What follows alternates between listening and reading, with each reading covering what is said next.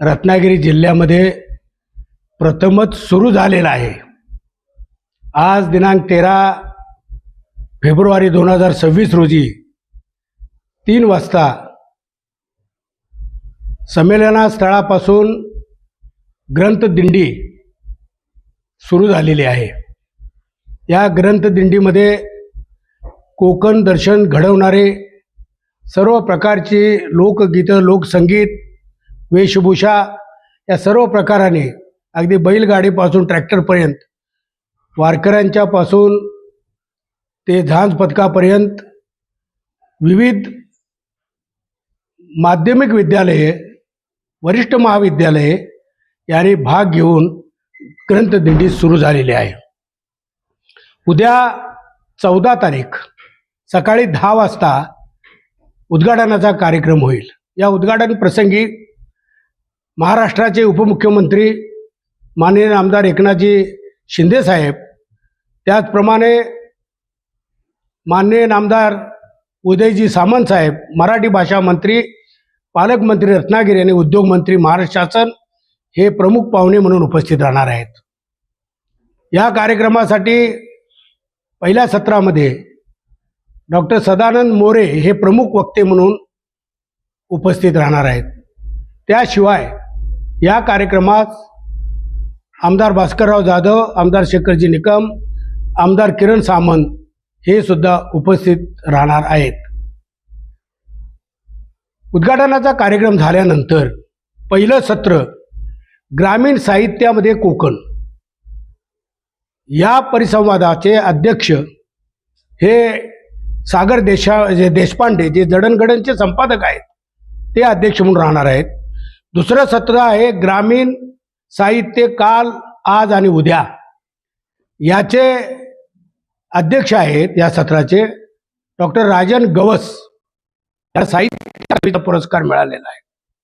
त्याचप्रमाणे ग्रामीण कथाकथनामध्ये आपण बऱ्याच वेळा ऐकले की दमा मेरादार असो, शंकर पाटील, व्यंकटेश असो, अनेक ग्रामीण कथाकार आहेत। त्यापैकी एक अप्पासाहेब खोत म्हणून आहेत, त्यांच्याबरोबर 4 ते 5 कथाकथन करणारे साहित्यिक आहेत। त्यानंतर 5वं जे आहे हे सहकारामधलं सत्र आहे, सहकार साहित्य आणि सहकारातून समृद्धी। या सत्राचे अध्यक्ष आहेत आमच्या राज्य बँकेचे माजी CEO प्रमोद कर्नाड साहेब। ते साहित्यिक पण आहेत, अभिनेते पण आहेत, गायक पण आहेत, सर्वच आहेत। ते पाठीमागं आपल्या उभे आहेत ते। त्यानंतर ते अनेक सहकारी बँकेचे प्रशासक म्हणून त्यांनी काम केले, चेअरमन म्हणून सुद्धा काम केलंय आणि भारतामध्ये बँकिंग क्षेत्राच्या विविध ठिकाणी प्रशिक्षणासाठी, लेक्चर देण्यासाठी सुद्धा ते जात आहेत। ते या सत्राचे अध्यक्ष आहेत। आणि मग संध्याकाळी कवी संमेलन आहे। महाराष्ट्रातल्या कानाकोपऱ्यातून जे ख्यातनाम कवी आहेत ते या कवी संमेलनामध्ये भाग घेणार आहेत।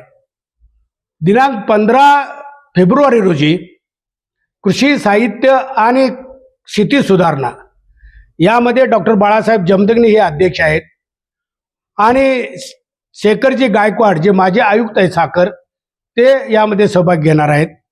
त्याचप्रमाणे आताचे राज्य बँकेचे प्रशासकीय अध्यक्ष आहेत विद्याधर अनासकर, यांची मुलाखत यमाजी मालकर म्हणून सकाळचे माजी संपादक आहेत, ते घेणार आहेत। महाराष्ट्रातला अत्यंत महत्त्वाचा आणि ज्वलंत प्रश्न म्हणून शेतकऱ्यांची आत्महत्या हा विषय आपण घेतलेला आहे। आता आत्महत्या थांबवूया याचे अध्यक्ष आहेत पद्मश्री पोपटराव पवार। पद्मश्री पोपटराव पवार यांचं गाव हिवरे बाजार म्हणून अहमदनगर जिल्ह्यामध्ये आहे। अत्यंत दुष्काळ, पाणी टंचाईचं गाव, पण आज त्यांनी पाणी अडवा, पाणी जिरवा आणि विविध योजनांनी ते गाव सुजलाम सुफलाम केलंय आणि प्रत्येक घर कोठ्याधीश आहे इथपर्यंत त्यांनी प्रगती केलेली आहे। ते अध्यक्ष आहेत। पाशा पटेल म्हणून आपल्याला माहिती असेल, संघटनेचे पूर्वी नेते होते। त्याचप्रमाणे जालिंदर पाटील आहेत, जयू भाटकर साहेब आहेत. या लोकांची चर्चा आता आत्महत्या थांबूया म्हणून होणार आहे.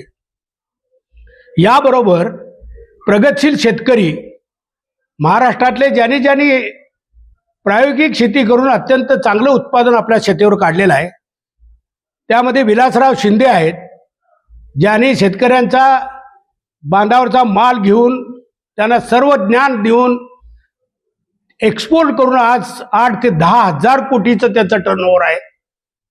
आणि हा ॲग्रिकल्चरचा विद्यार्थी आहे आणि त्याने हे धाडस करून अत्यंत श्रमातून कंपनी मोठी गेलेली आहे.